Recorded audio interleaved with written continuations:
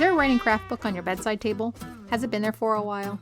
Do you keep meaning to get past chapter 2 or chapter 1 or just the first page? Then the Words to Write By podcast is for you. Hi, I'm Renee. I teach composition and creative writing to college students. My background is in poetry, but I'm working on my memoir. And I'm Kim. I'm trained as a science journalist, but now I'm trying my hand at short fiction. Each week we'll be tackling a chapter of some well-known, but perhaps not so well-read writing craft book. Together, we'll uncover brilliant insights, face the hard truths, and totally disagree when the author is wrong. This is our podcast, after all. And then we're going to take what we learn and apply it to our own writing by doing the book's suggested exercises. We're inviting you to read along, or just tune in for the Cliff Notes version. We're committed to improving our own craft, one writing advice book at a time, and we'd love for you to join us.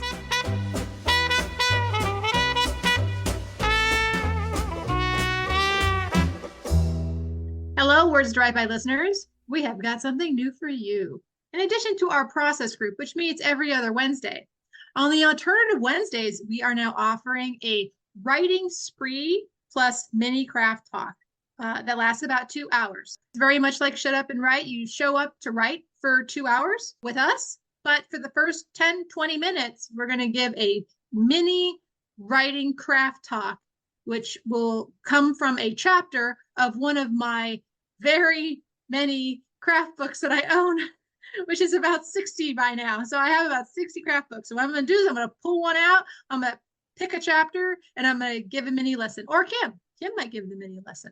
And they'll be short. We're going to talk about just enough to spur you on, but not enough to allow you to procrastinate with what you want to write. Right.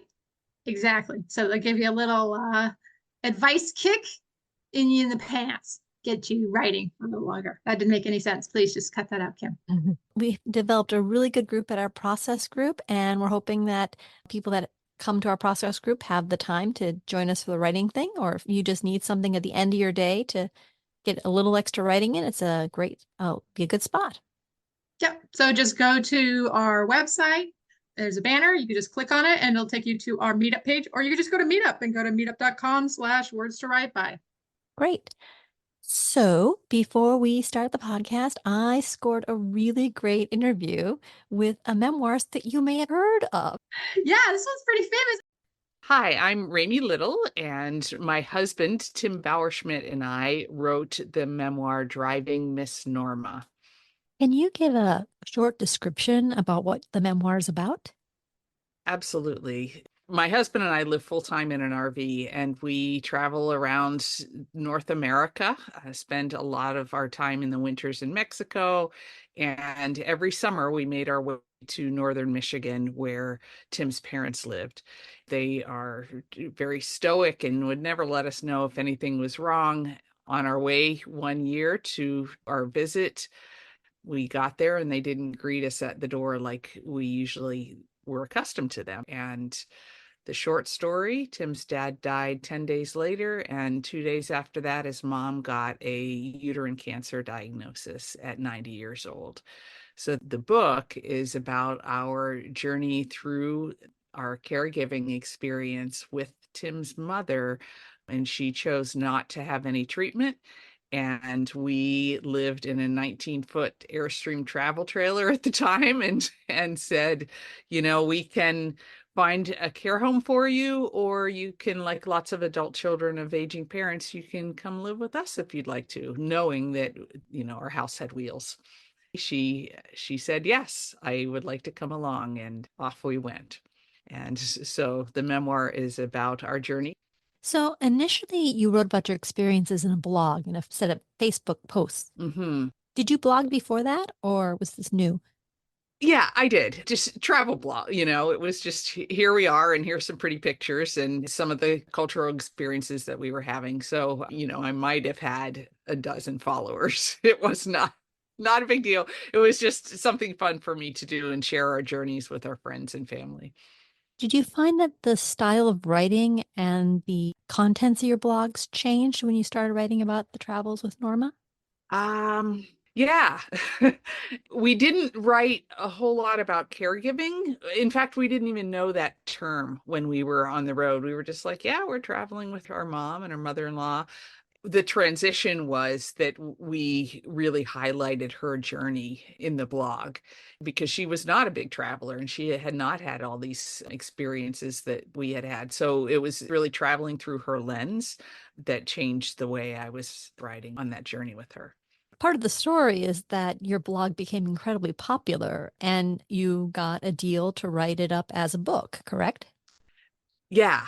6 months into our journey, there were over 500 people following us. And we were sitting down at breakfast one day going, 500 people? We don't even know 500 people. How could this be possible? And shortly after that, it went crazy viral and ended up closer to 500,000 people following us. And so in that process, we were approached by several literary agents and said, you have a good story here. You might want to consider a book. And so that was the original introduction to being authors. And Tim and I looked at each other and said, we are not writing a book. We're busy. I mean, our number one priority was Norma and then taking care of all the travel arrangements. And now we had millions of people following us. So we were a little bit dodging those people so that we could still have some of our own peace and quiet. Oh, you froze. Let's hope it comes back.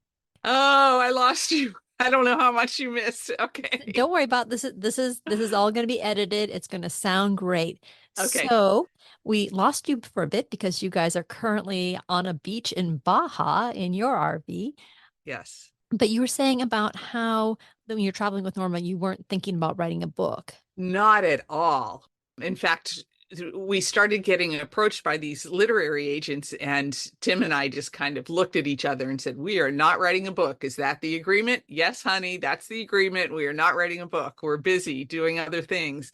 We get thousands of letters from people every day, and we got this beautiful note from a woman who had been the caregiver for her grandmother who had cancer. And she was following our story as her grandmother was declining. And she said how helpful it was for her to see this joy in the process of end of life. So she wrote this beautiful letter. And at the end, she said, by the way, I work for a literary agent. And if you are ever interested in writing a book, you have a really good story here. And, here's my contact information. And so at that point, we thought, that her energy felt good to us. And maybe she was right. Maybe we needed to consider this. And so we came up with a little meeting over the phone with her and her boss. And they said, oh, okay, let's get you signed up. And we went, oh, wait a second. We don't do anything until we sit down and break bread with people and, get to know them. And we're not going to sign any kind of a contract remotely. And they said, well, where are you right now? We're headed up the East Coast of the US at the time. And they said, well, we're in between Philadelphia and New York. And we said, you're on our way. They said, come park in our driveway. We did, and really hit it off, the stories that we were telling them about our journey. And at first they thought this would be a nice book of short stories, anecdotes of things that we did along the way with a 90-year-old who hadn't traveled much. And after we had dinner with our agent, she went to bed that night, and at 3 o'clock in the morning, she woke up and she went, wait a second, this isn't a book of short stories. This is a memoir. And couldn't wait to tell us that in the morning. And we, knowing nothing about publishing, we were like, okay, it's a memoir. And we said, we're very busy and we don't know how we could possibly write this book. And we're very flattered. And they said, oh, don't worry about it. We'll get you a ghostwriter. It'll all work out. And we're like, oh, ghostwriter. Okay, that might be good. So they found this woman. She had a relationship with the agent. And we were like, okay, it's going to be a ghostwriter. She said, all right, I'm going to embed with you for a couple of days and get this started. And after 3 days, we fired the ghostwriter and said, this is our story. We need to write it. And so that's what happened. So you were very familiar with writing blog posts at this point. Mm-hmm. You really knew the material because you were continually writing every single day. What changed when you were writing a book versus a blog post?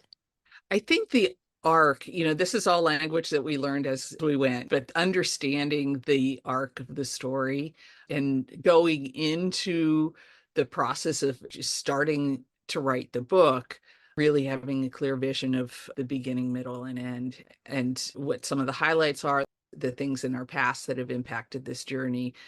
So that was the first thing we really needed to understand. And then we also didn't know what the end of the story was going to be. There's a deadline, and is she going to be alive or not? We don't know. Where are we going to be? So we had some contingency plans for the end of the story, but blog posting just is kind of stream of consciousness for me. Just, hey, this is this wonderful thing that happened to us today, or not, things that weren't so wonderful. But with the book, the understanding of the big picture was critical for us. Was there anything in writing the book that was harder than you thought it would be, or anything that you thought was easier than you thought it would be? Well, it was interesting, and we haven't mentioned this yet, but the book was written by both my husband, Tim, and I, and we essentially alternated chapters. There's a little mix up there on purpose. We're not every other chapter, but the idea was to get the voice of both of us from our perspective. What we found is that our writing styles are very, very different. So I could sit down and like barrel out 9,000 words in a sitting. And Tim, who was trained as a journalist, so he is used to how many words can I fit in this little cube to tell the whole story. So the fewer the words, the better, is what he felt like that was his writing style. And so he would agonize over finding just the perfect words. And I was just like writing this story like crazy, and I'd get my chapter done at the end of the week, and he'd get his chapter done at the end of the week, and his was a couple hundred words and mine was many thousands. And so we had to sort that kind of disparate style out. But surprises, I don't know even how to answer that question, Kim, because we had no idea what we were getting into. Probably for the best that you didn't. Absolutely. Yeah. You said a little bit about this, but you wanted to have alternating chapters because you kind of wanted both perspectives. Yeah. How did you decide who wrote which chapter?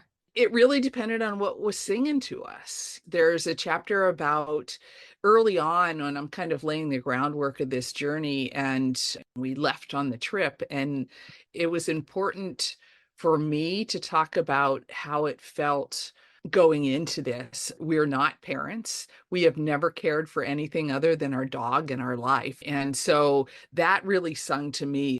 I deal with major depression, and here I am now in this situation that I don't know if I can manage it or not. And so what is that going to look like? So that made sense for me to do that one. And there's pieces that are critical to understand Tim's background and his family structure and the things that made him who he is developmentally. And so those are the things it made sense for him to write about. And then there were others that could have gone either way. And so we kind of split those ones up. And mostly those are the ones where we're talking about our travels and the impact that had. You said you were under deadline. How long did it take you to write your memoir? I don't have it broken down in time. So you'll have to do the math. We started writing in early August, and our deadline for the first draft of the entire book was November 1st. And so it was fast. And Norma died in the middle of it. She died on September 30th. So there were pieces of it that were written live. And so what we had worked out with the publisher was that we would hand in a very rough draft of one chapter a week. And so that meant that each of us had 2 weeks to hand in a chapter because we were alternating the chapters. And we were starting kind of from beginning to end.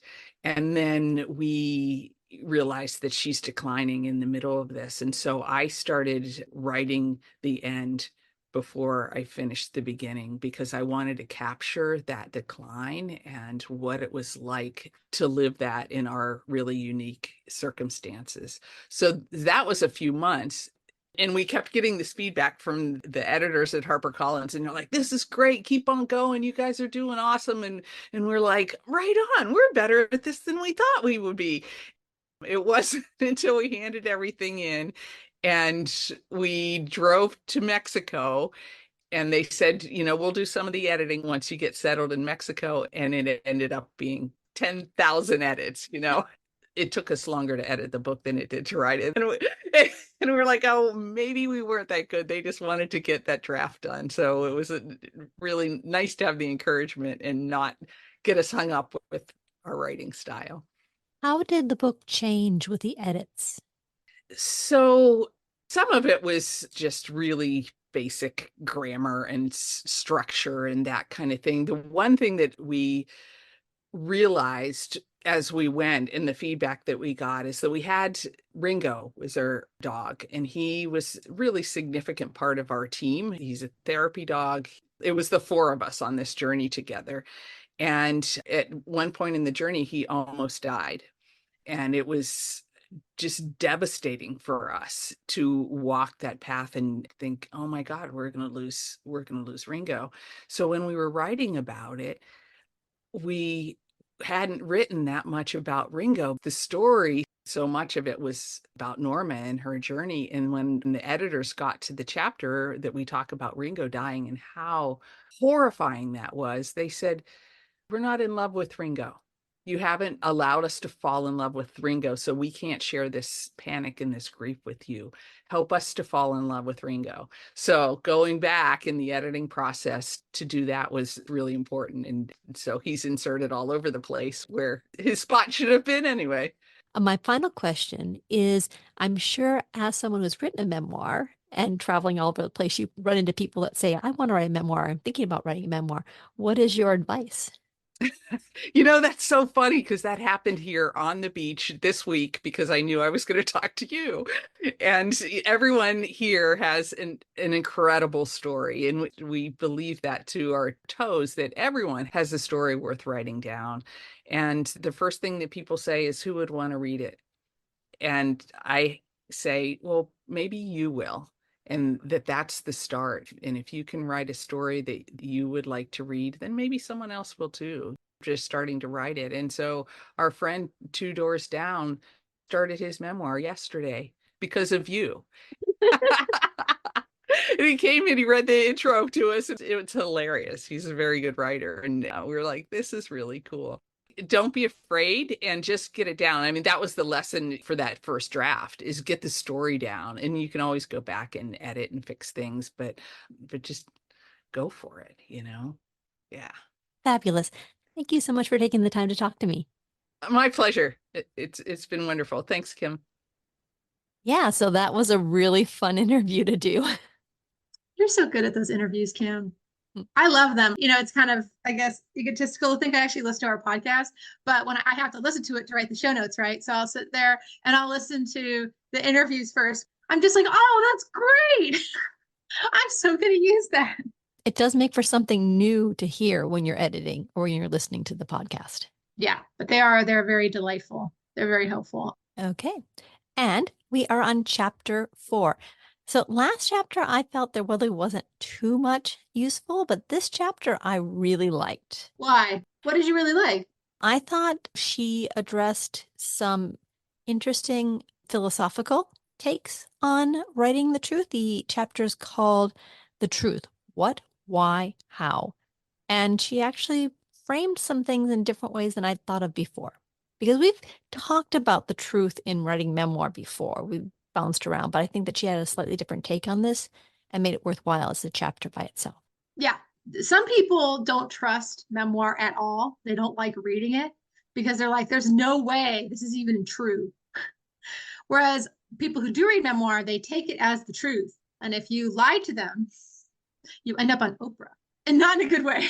So this is a very important chapter. I'm actually really fascinated, since you don't write memoir that much, or at least you have only for this podcast. I'm really curious to hear what you have to say as a reader when you pick up a memoir. How truthful do you think it is? I give them the benefit of the doubt that it is as truthful as they can make it. But at the same time, it's not as critical to my enjoyment that they be telling me the absolute truth. I kind of take it as a certain amount of leeway with writing to make a story work well. And I'd rather have a memoir that is enjoyable and maybe a little bit fidgety on the truth than one that's absolutely correct and boring. But you know, what's really also fascinating about you is you have a journalism background. Right. So she talks about research, right? And how that might change your voice. And it actually makes sense because if you read like newspapers or magazines, right, you can tell that there's a voice there. When someone is writing like research nonfiction, the voice tends to come out almost like not a clone, but similarly to like almost all the other news writers, except for famous creative nonfiction writers like Krakauer or people who insert their personal take into it, like Joan Didion. She has a definite voice, right? She's writing nonfiction, but she's doing it from a very personal lens. When I write a newspaper article, especially a newspaper article where it's news, not just like a feature, which is more retrospective or, not quite cutting edge, there's a particular jauntiness to the voice that I use. And it actually makes it easier to write because it's a very confident voice. And I just like write it on out. This is what you're going to read. Right. People were stunned by such and such and such and such. I mean, do you write creative nonfiction? You know who I'm talking about, like Krakauer or Didion. Like, do you have any like personal essays that have research in them?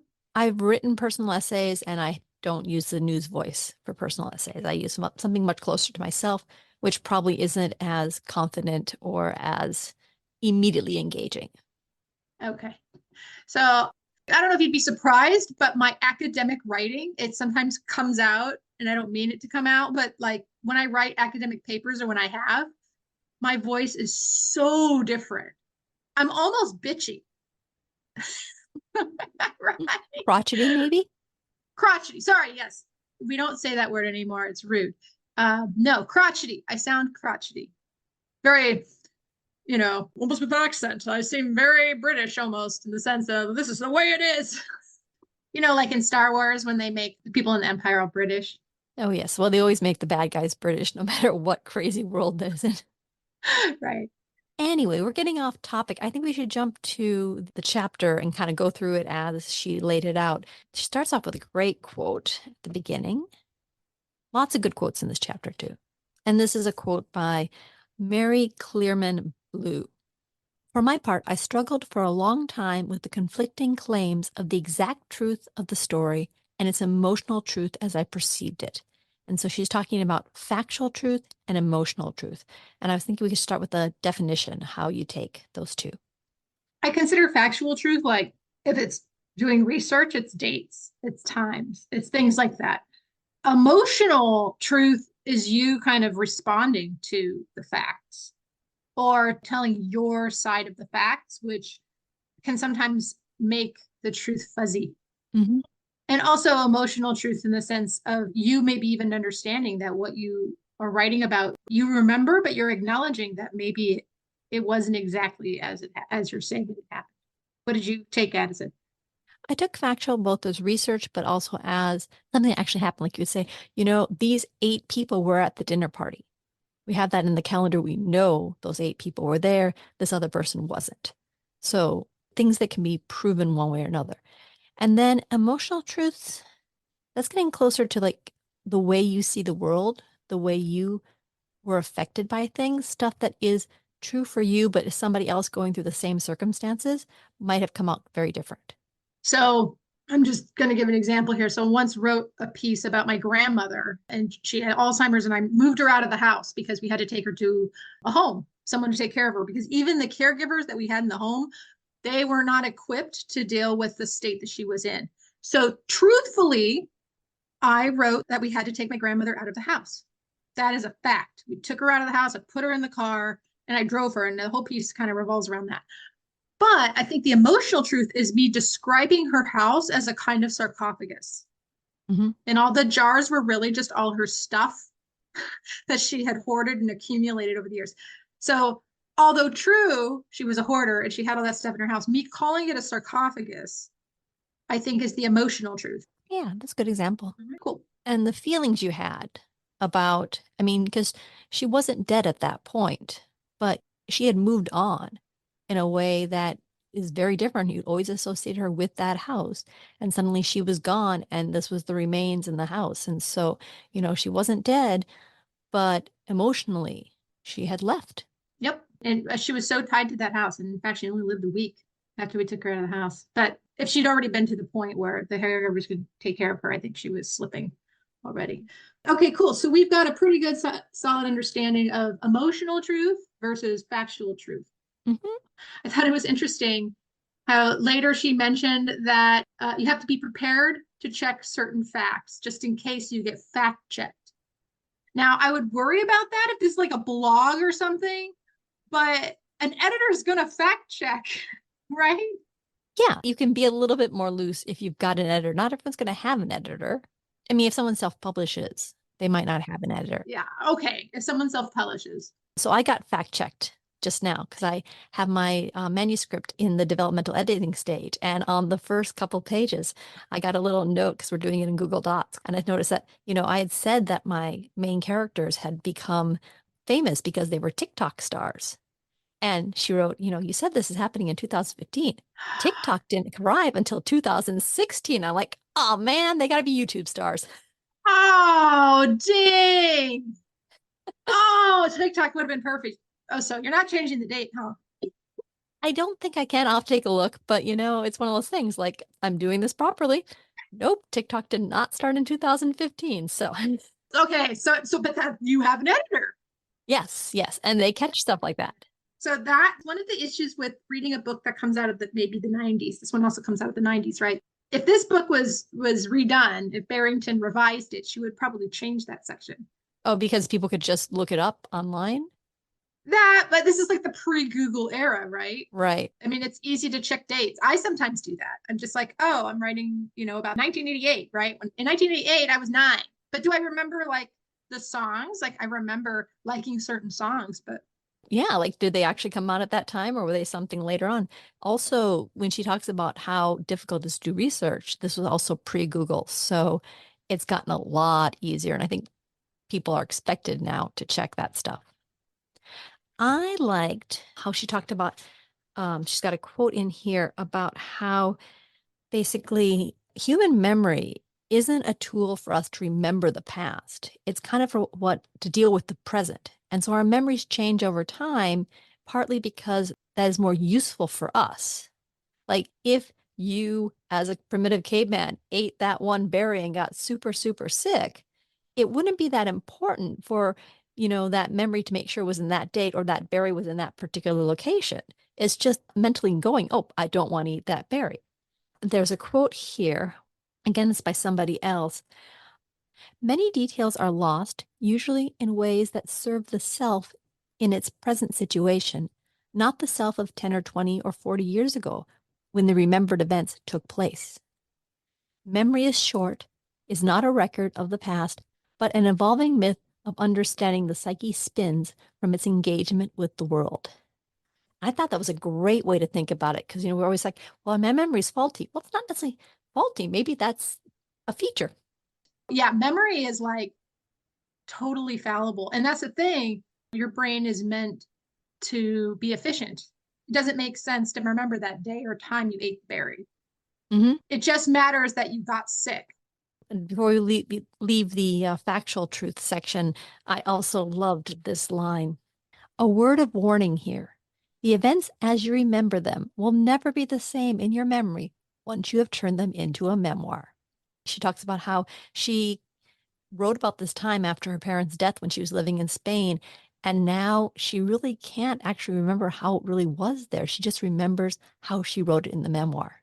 I was thinking about that actually, and I was realizing that some of the things I have written down now, I've been working on it for so long, I think about what I wrote instead of the memory itself. I mean, not completely. Maybe it might matter later if I publish and years go by.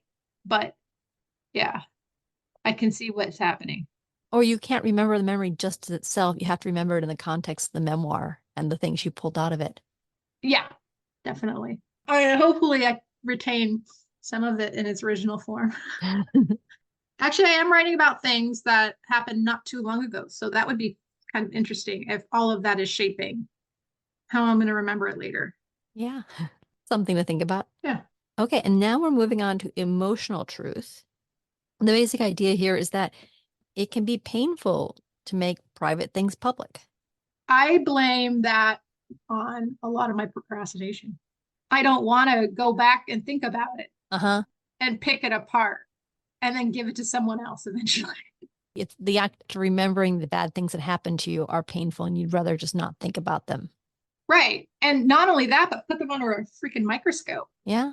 And the other part that's going to be painful is whether or not you're going to hurt other people around you by saying these things. Have you run into that? I mean, a lot of your family's dead now. So, Right. I mean, when my mother was alive and I was writing this, I felt a little bad. I was like, I don't want to make her feel bad because she's already like feeling bad about everything. Before she died, I was maybe a little not so deliberate, in certain details to make her not look so awful sometimes. But now that she's dead, I still kind of feel that way. It's like, well, that's kind of messed up on her memory, but I'm like, but she did do it. So, I get kind of pulled one way or another.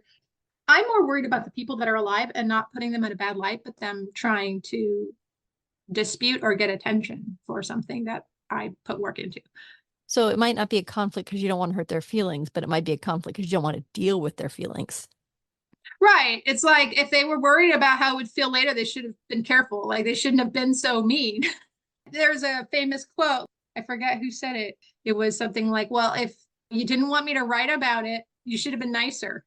I don't know. When you write stuff, you write fiction, right? But we're writing these activities. Do you feel a little like worried or like do you revise certain things? Oh, yeah. I do tell my friends and family to listen to the podcast and it's like, wait a second, I could say this, I could do this writing, but if we're going to read it for an exercise, do I really want to go there? So you've been careful then about what you've written in your activities. Yeah, I definitely, most of my exercises have been fairly nice. It's funny because there isn't anything terribly dark in my past. There isn't anything terribly detrimental about any of the people around me growing up or all that. But she says here that even a joyful story can irritate someone who saw it differently. I use all that stuff in fiction and I layer it and I change it around, I switch things up and I like using it. But yeah, that'd be kind of uncomfortable. Like, oh, we listened to the podcast when you're talking about such and such. Yeah. But your family's still alive, right? Yeah, they're alive, but it doesn't even have to be a dark secret. It could just be that one thing mom said to me at that table that one time. And, maybe she wasn't thinking about it. She didn't mean it that way. But boy, do I want her friends to hear that she said that thing. Yeah. Yeah. That could come back to you, right? Mhm. Also, it hurts their feelings, but also then like you're on trial. So Barrington writes, why indeed risk causing unpleasantness? Because for some reason, particular to you and your life, you need to tell the truth. I think part of a memoir is there is something you really do need to tell. Right. Some things are just, well, she does mention later that you don't want to write a book out of revenge because your reader's going to know and they're not going to like it. And it's not going to come across the way you think it is. Mm-hmm. Right. And some things that you write about, if you feel like that's revenge, then you shouldn't put it in. Something to be like, you were horrible to me. Now I'm going to tell everybody what you've done. Mm-hmm. Unless that had to do something with the theme of your memoir, probably doesn't need to be in there. And there's another quote in here. We watch the memoirs to make sense of her life, and no matter how different our circumstances, we find some commonality with her and feel a little less alone in the world. I think that part of the reason why a person writes a memoir is because they realize there's something important to their story that goes just beyond them and beyond the experiences they have to something that will touch other people. In the interview that I had at the beginning of the podcast, Raime talks about how they got letters from people when they were writing their blog about how meaningful them sharing their journey with her mother-in-law, was to people who also had relatives that were getting old or they needed caretaking. And one person's experience echoed with other people in similar circumstances. That would be an interesting activity to figure out how your memoir would be helping somebody else. Like what reader is going to get the most out of it? Because I'm racking my brain right now. Mm-hmm. And I feel like the person that's probably most going to get something out of this story is if they have like really bad family members. I don't know. Now I'm kind of wondering, like maybe that's something missing. Like I can't quite decide who would actually benefit from my book. Well, people love The Glass Castle. That's true. See, I like that book because I'm like, oh, she moved a bunch of times. I moved a bunch of times. Mm-hmm. Right. And she makes sense of a lot of abuse, which I can like look at and go, oh, okay, yeah, I could see that. And I could kind of like compare that to my own things that I've had to deal with. Yeah. On the one hand, you feel like your story is very unique to you. You say, well, I moved a lot of time. Most people don't move as much. On the other hand, there is enough of the population out there who has had those experiences that would want to read about something like that, or people who have friends and family that were in that particular circumstance. There's also that. Like me, myself, I didn't experience that, but by reading your memoir, I really do understand that perspective much better. Oh, so why did you like The Glass Castle? Because it was such an incredibly weird life that she was living. Okay. Yeah, I know. I mean, it was like, wow, I can't believe her family did all this stuff. And they lived so close to the edge. And, then they fell off. Like the fact that at a part of the story where they were living in Appalachia and, everybody was poor. Everyone didn't have enough to eat. But she was over at her friends and they were picking the meat off the chicken, to make a stock or something else. They were trying to get every last one. And like her mother's like, wow, girl, you got a lot of, like, she got all the meat off the chicken because she was that close to starving all the time that she did not let any little bit of food go. I mean, that was like such an amazing detail. So you just enjoy the writing and her story I enjoyed her story a lot. because it was gripping. Yeah. So the thing about her story is that it was just fascinating to you, or Yeah, and it helped me understand. I mean, you see homeless people on the street and you wonder how it was that they got there. that's true. And you see other people that say they had these, horrible lives and they're very successful. And it's shown a light on maybe how that could have happened. And it wouldn't have been the same if it was fiction, even if it was fiction based on her own life, then it'd be imagining. But the fact that she wrote it as memoir, I mean, it was real, as much as we can tell. That's true. That's true. She was a journalist. Of course, when something's that famous, if she was lying about it, we would have heard. Yeah, by now we definitely would have heard. She's also a journalist, so I think she knows how far she can take it. You have to think of the individual, specifically like a relative that might get angry, but also your memoir might anger like the community. Mm-hmm. Like she was mentioning, she was talking about Alice Walker, who wrote The Color Purple. She was an integral part of putting the movie together, and the community got really mad at her. Yeah. She was publicly attacked. There's a quote in here in the book that says, "It was said that I hated men, Black men in particular, that my work was injurious to Black male and female relationships, that my ideas of equality and tolerance were harmful, even destructive to the Black community." Like, you might piss off a wider community through your memoir, depending on the topic you write about. And I sort of worry a little bit. I mean, it would be something, I guess, good to worry about because that would mean I got published. But I sometimes worry that someone's going to take my story of being poor and twist it into something I don't like politically. Yeah. And similar to Alice Walker, Philip Roth also was very alienated from the Jewish community from his writing. But that's one of those things that if you're a good enough writer, in the end, they're going to thank you for it. Yeah. They just won't at the time. Yeah. Man, I love Philip Roth. Okay. Last topic of this is taboo and the idea that not only can your writing be painful to writing, but it can also be painful to read. Like nobody wants to read about child abuse. It hurts. Right. I used to call it abuse porn. It's like you're writing about an abuse you had, but you don't add the literary aspect to it to make it like good. You're just whining. Yeah, although when we add porn to it, it means it's kind of this guilty pleasure that we feel guilty for reading, but we want to read. Oh, I guess you're right. But there's sometimes where there's accounts where it is painful. Like if you're reading accounts of the Holocaust, you feel shitty reading that. And you really need to keep saying, no, I am going to finish reading this because it's valid, it's worthwhile. But it's not fun. Yeah. I read a few Holocaust memoirs, and I feel like it's kind of my duty to read it.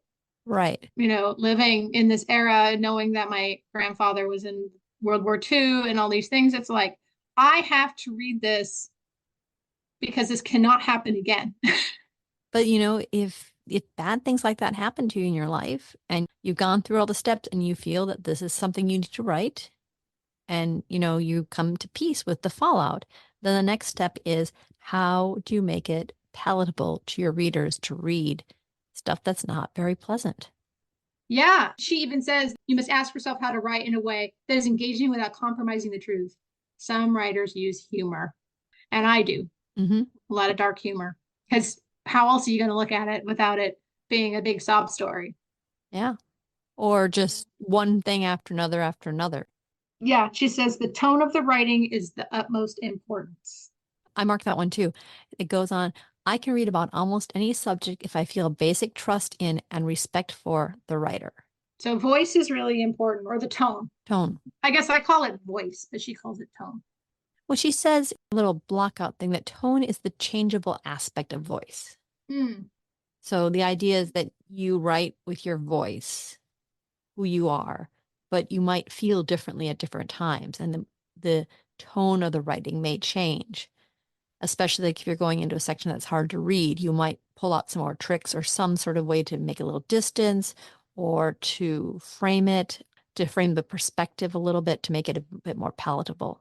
I do notice that when I get super snarky in my writing, it's usually when I'm brushing over details about a person. Mm-hmm.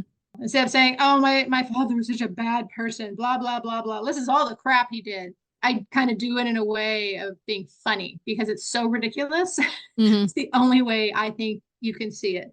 But also, I don't want pity at all. Mm-hmm. Like I'm allergic to it. And so I'm constantly making sure that there's none of that in there because I don't pity myself. I don't want it from anybody else. So you want to repel it. So I use humor to kind of repel that response I don't want. Yet another good quote by Nancy Meyers. It's not enough from a literary point of view to have a very bad experience, or for that matter, a very good experience, and live to tell the tale. Illness, disability, and death can and must provide no proof against the rigorous aesthetic judgment. Or as V.S. Pritchard said, it's all in the art, you get no credit for living. So the one last thing that she had in this chapter is, let me read the quote. Telling your truth, the difficult ones, the joyous ones, and all the ones in between is a big part of what makes for good writing, but it also brings you pleasure in the process of writing.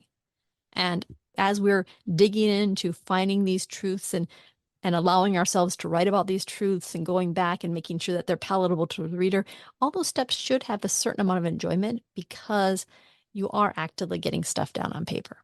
There was one quote that I really liked, which was, what is most important is not that we agree, but that we each think about what is valuable for us to contribute and that we make conscious choices. Mm-hmm. So depending on the choices you make, that might amplify the joy you're getting from the process of writing. Mm-hmm. So yeah, I think this was a really good chapter for just turning around ideas about truth and for someone writing a memoir and as they struggle with various aspects of the truth to kind of give them an outside perspective of how to go about it. Yeah. So far, I think this is the most valuable chapter. Yeah. And if I were teaching memoir, which I won't until I publish something, but if I was teaching memoir, I would copy this chapter out of my book or out of this book and give it to my students. And now for our favorite part of the podcast, or for me personally, my favorite part of the podcast, bearing a bit of truth, we have suggestions for writing. It's on page 77. I would like to say that we are not doing number 6. We're not, Kim? Nope. Why not? Write a graphic sex scene from your life. Be specific, physical, and clear. Try to avoid using metaphors or cliches. We're definitely not doing that. So wait, why do you think she says to avoid using metaphors or cliches? What's the point of that exercise? I think she's basically picking something that is about as uncomfortable to write about as possible and forcing you to write about it as honestly as possible. If nothing else, it makes everything else seem much easier. Yeah. Knowing students, if I gave these activities, if I like photocopied this, I would just like block out that one before I photocopied because students don't follow directions. And I'll say, do not do number 6. On the off chance that somebody wasn't listening and they did number 6 and you had to read about it. Nope. Oh, I wouldn't. I would have gotten to the first gross part and stopped and then just said, I stopped reading here. I've done that before. I stopped reading here and I specifically told you not to do that. Which one are we doing, Kim? I was thinking number one, think of an instance that one or more people might see very differently than you. Tell the story beginning with words. This is how I see what happened. I like that. That's a good one. I like number three, but it didn't include like crafty stuff. So I can see why you picked number one. But I liked make a list of everything you consider taboo for yourself. Think about which things on the list you could begin to write about. In the past, we've had writing exercises, much more obvious. Like, this is how you practice this technique. This is how you do this thing. But she really does have these suggestions are really kind of for your own personal getting things straight in your mind. Write a list of taboos. If I was only writing this for myself and not to be reviewed on the podcast, that actually many of these, including number 6, would be a really good thing to practice. Right, but not doing a podcast. But not doing a podcast. All right. All right. So let's do number one. Okay. Number one's a good one. All right, dear listener, just hang in for a bit and we'll be back. Okay, another exercise written. And today we'll be workshopping mine. As we just said, it's a memoir written from different perspectives. All right, so this time we're going to start with Kim, and she's going to be on the normal podcast. And then my response to this prompt will be on the bonus episode on Patreon. Mm-hmm. Do you want me to just start reading it, or do you want to talk about it first? Well, real quick before you start, what did you think of this prompt? Do you feel like it was a good prompt? Did it like set you up? Like, did you have ideas like, oh, I know exactly what I'm going to write? Did it take you a while? So at first I didn't have any idea, and then it clicked in my head what I was going to write about. And once it clicked, I was like, yep, that's what I'm going to write about. So that wasn't too hard. I tried to approach it more as a memoir writing this time, as opposed to like the last one. I had a good piece, but I didn't get as deep. So I used some of the ideas of the previous podcast exercise. I get a chance to try out more of a memoir style of writing. Cool. And did you enjoy it? Yeah. You know, sometimes you just get a fun piece to write. I've been enjoying the stuff we've been writing for this just because they're stories from my own life and fun to recount them. And do you feel that these exercises are helping you write your fiction, or vice versa? Do you feel like your fiction helps you write your memoir stuff? I think fiction helps me write the memoir because I've got more tricks I can use to make the writing work, like the structure to work. But they're fun, and I think they're good writing exercises. You know, it's nice to have a short piece that you can finish when you're in the midst of writing something really long that takes a while. All right, cool. All right, well, let's get to it. Okay. And I think I'll just start this without any preamble, and we can just talk about the details afterwards. The way I remember it happening was watching my thin bike wheel zip past clumps of wet leaves and looking up to see the hatchback's back window less than 2 feet from me. In my peripheral vision, to my right, there was a figure standing on his porch holding a coffee mug, and to my left, the yellow school bus I had been matching speeds with lurched to a sudden stop. I slammed on my brakes. My body lifted over my handlebars and fell through the glass. My knee thudded into some part of the car's body, and that hurt. But my arms, now resting under piles of safety glass in the trunk, felt fine. I stood, feet planted awkwardly in my red Schwinn's twisted frame, and shuffled over to the sidewalk to sit on the curb as people rushed towards me. It all had happened so fast. My name is Kim Stevens, I said. My mom's name is Mary Stevens. Our phone number is 437-2572. I thought about what that person on his porch must have experienced, enjoying morning coffee only to see this kid slam into his car. I imagined him being just as shocked and disbelieving as I would have been at something so unpredictable and stupid that happened in front of me.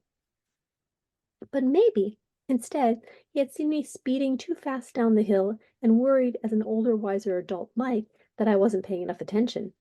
And then that worry turned to certainty as he realized I was going to crash, that I didn't have any head protection, no one wore helmets in the early 90s, and hearing the stomach-churning crunch of metal impacting metal and the shattering of windshield. He would have rushed forward with a sick certainty that he'd find my bloody, mangled body gasping for breath, or worse. And if that was what he was feeling, he must have been so relieved when he saw me stand up. You're not supposed to move a person that's been in an accident, I heard someone say. She moved herself, someone else replied. And another person, maybe, I think there must have been at least 4 people gathered around me, said, "We've called your mother. She's on her way."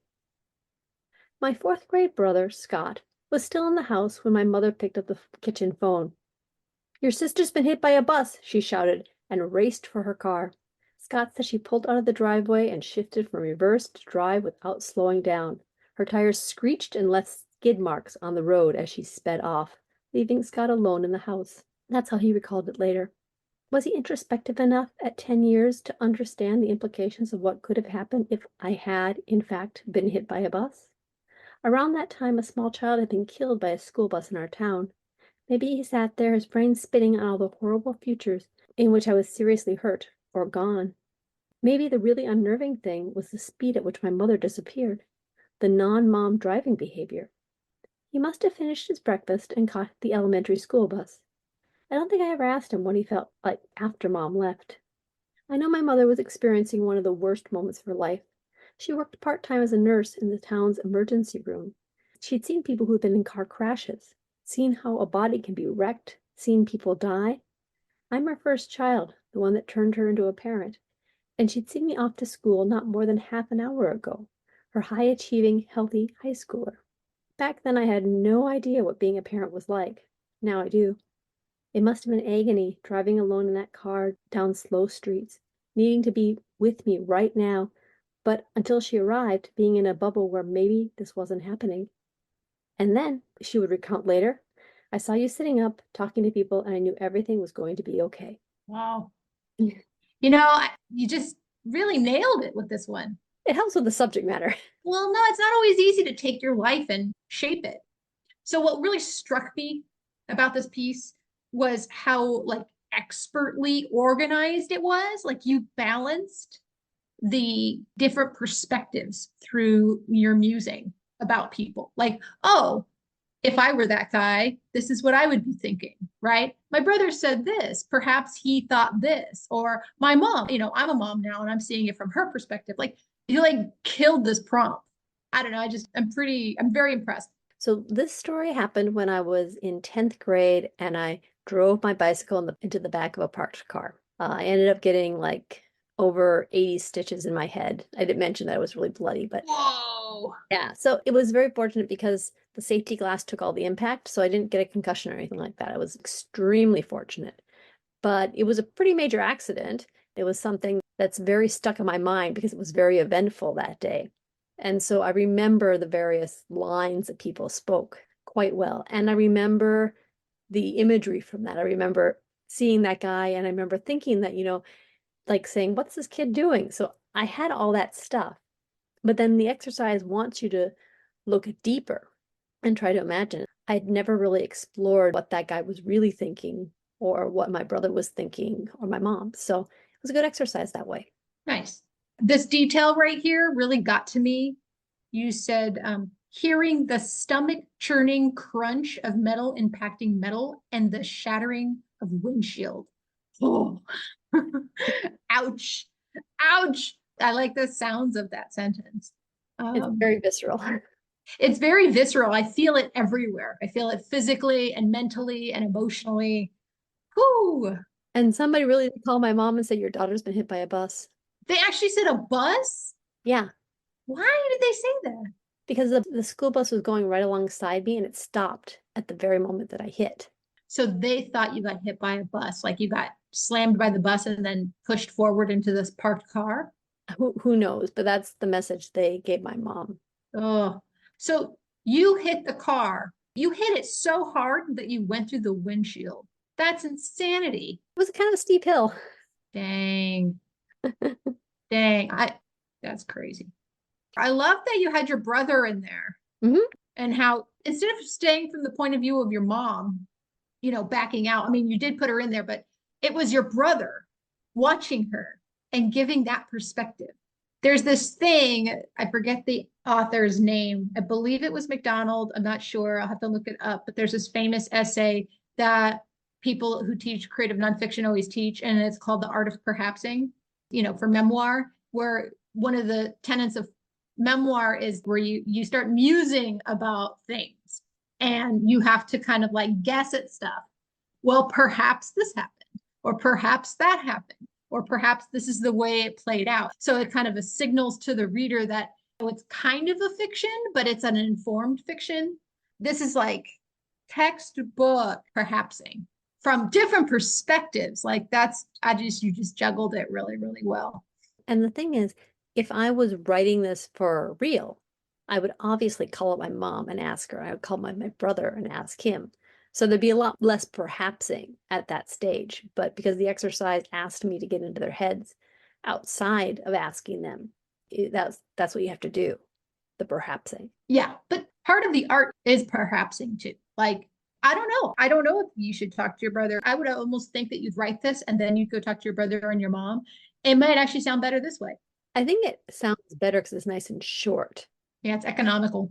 And the other benefit of perhapsing is I can choose the words to describe what they're feeling. Mm-hmm. Whereas if I had my mom's own words, my mother is delightful. She also is, a mom and very sentimental. And there would be a lot more religion and thank Godding in it if my mother was telling the story. Right. And then it might switch the theme too. Then you might have to talk about that and talk about your relationship with your mom and all this other stuff. You didn't have to do any of that because of the choices that you made. Mm-hmm.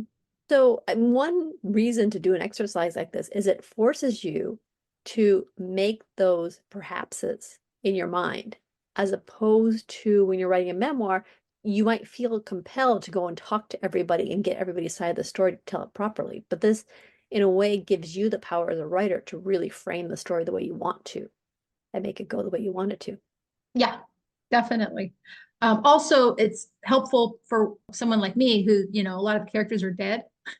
Mm-hmm. And I can't just call them up and ask. I have to rely on perhapsing. So that allows me to be able to actually write a story without their input anymore. Well, so here's the thing. I did not read that we had to include other perspectives. So you took this prompt, I think, to a new level. The prompt said, think of an incident that one or more people might see very differently from you. Tell the story beginning with the words, this is how I see what happened. So it wasn't necessarily that you had to include all of those perspectives. It was just a story that you had to tell knowing other people were there, and that it's very clear that, the story that you're telling is only going to be seen in your way. Oh, so I made a better version of it. You made a way better version. So if you're doing this exercise, you should do it my way, because that actually does cause you to really have to dig in and think about. It's a good mental trick to force yourself to suppose what other people are thinking given a certain set of circumstances. Yeah. You know what? If we were teaching a class, what I would do is I would scaffold it. I would have the students write the version that was written, which was, you only put your perspective, but knowing that there are other perspectives. So you would have told this story without the perhapsing. But then I would have them read that essay about perhapsing and give them some examples, and then have them write the assignment again, but this time including what you did here, which is assuming what other people might have been thinking. Yeah, let's go with that. Someday, you never know. We could be teaching, you never know. So we wrapped up the exercise. We didn't have to write a sex scene. I think we'll call this sure. Yeah.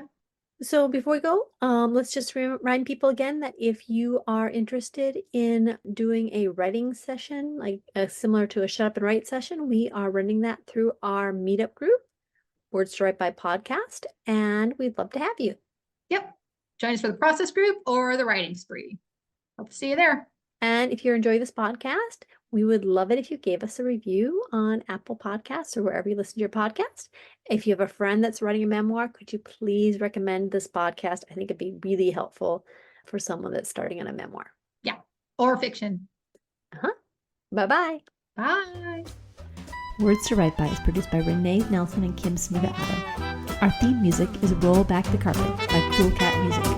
Have a great day.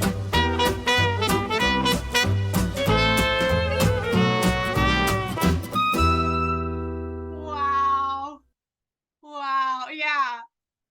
Oh man. See, in my life, she'd be dead and that would be literary gold, but you can't say it. Wow, that's insane. Thank you for sharing that. I feel like I'm privileged to hear that. But yes, dear listener, you don't want to know what that